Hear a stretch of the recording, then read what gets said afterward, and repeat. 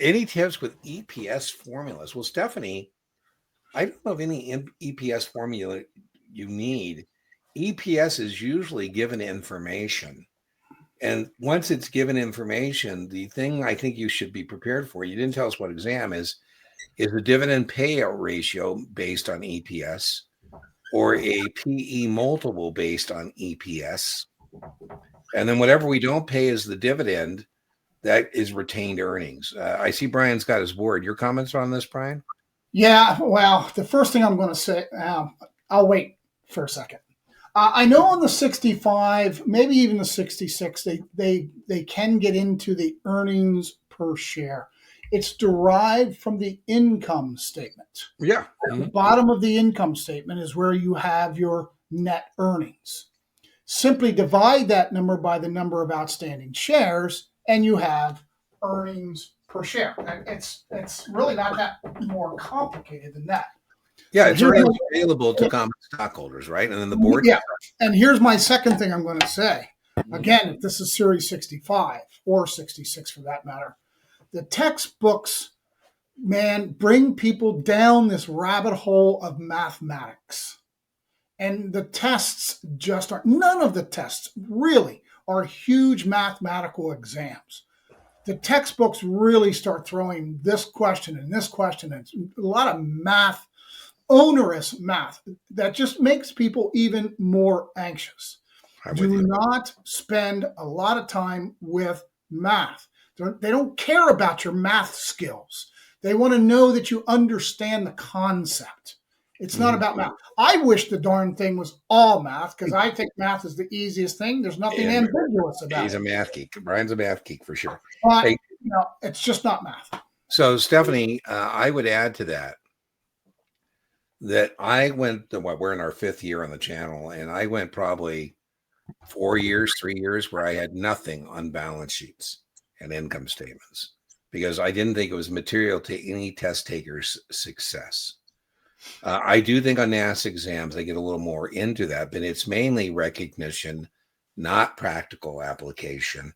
Right. Like, recognition like working capital can best be described as, and you come up with current assets minus current liabilities. Now, maybe they'll make you do practical application on a balance sheet equation. But if you tell us you missed your mark because of financial statements, I'm certainly not going to believe that. I don't know if Brian does.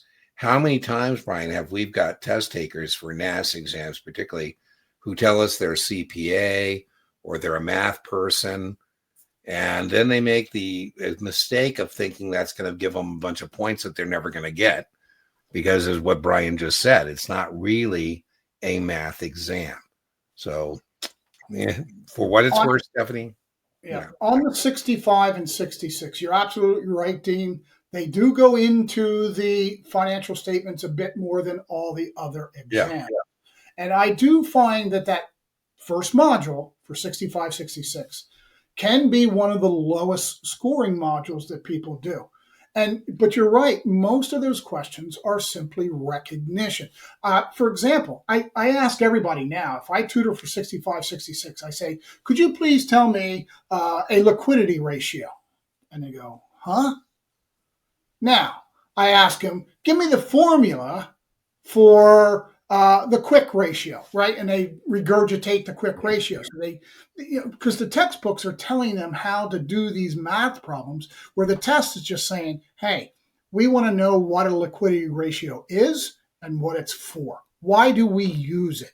It helps to understand companies' financial health, right? So just like you said, a lot of them are recognition questions, not hardcore mathematics.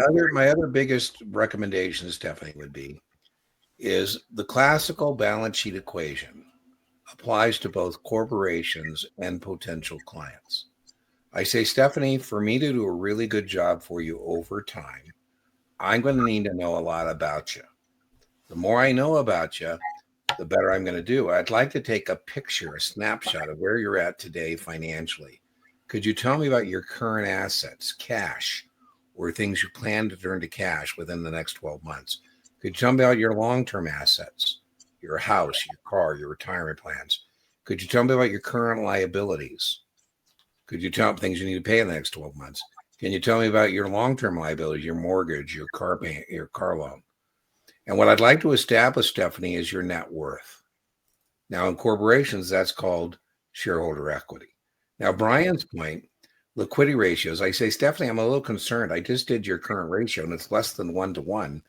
You are in store for a major liquidity crisis, right? So, and when they ask you about effects on things, go back to your personal balance sheet. So I was just telling Brian before we started this, I just bought a truck, right? So does that change Dean's net worth that I just bought $60,000 for a truck? No, I have less of an asset called cash, but I have now an asset called a truck. Now, a truck has a useful life, so, I got some depreciation to take into account, but my working capital has decreased, right? Because I don't have the cash I had. The 60 grand is somewhere else, right? So, and when you get stuck on some of these like balance sheet questions, Stephanie, I would recommend go back to your own personal situation. I say, Stephanie, I'd like to do an income statement with you. What's your top line? How much money do we have coming in? What are your expenses? What is your bottom line? So Brian brought up that bottom line is that earnings, right? And then, that's how I would approach it.